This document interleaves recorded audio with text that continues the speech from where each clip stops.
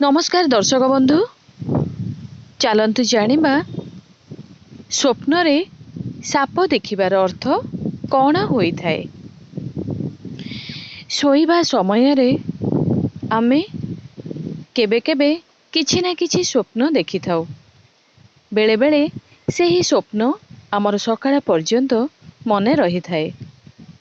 बेले बेले किछि स्वप्न को आमे सकाळ को भूली जाई थाउ।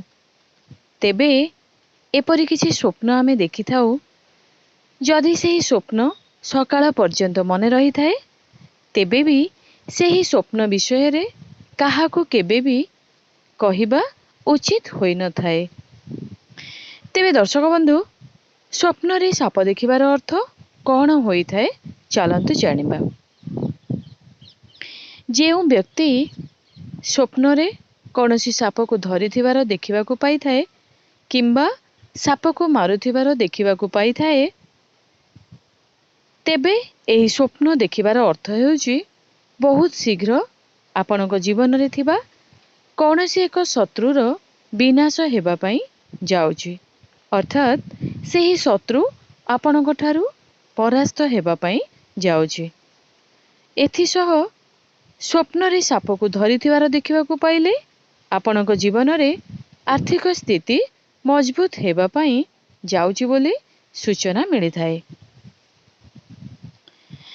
दुई रे केते लोक स्वप्न रे साप देखि बहुत भयभीत होई जांती। तेबे एही स्वप्न देखिबार अर्थ हेउची आपणकर कौनसी एक बंधु आपणक सह बंधुता नाम रे विश्वासघातकता करि पारे। तीन रे जदि कौनसी व्यक्ति को स्वप्न रे साप कामुडुथिबार देखिबाकू पाई थाए तेबे सेही व्यक्ति को कौनसी बेमारी रे पीड़ित हेबार संभावना रही थाए।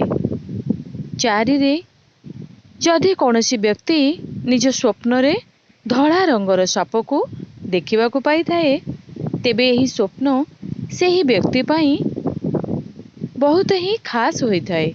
एही स्वप्न सेही व्यक्तिर जीवन रे खूब धन आसीबार संकेत देई थाए।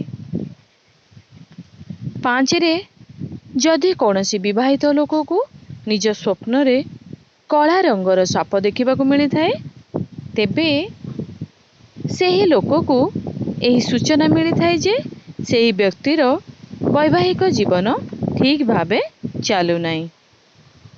छरे जदि स्वप्न रे साप काटिबाकू आसी थाए हेले सापटी व्यक्ति को काटी पारि न थाए, एहा भलो स्वप्न होई न थाए। आपणक जीवन रे एबे सफलता प्राप्त हेबाकू जाउची बोली जानि रखंतु।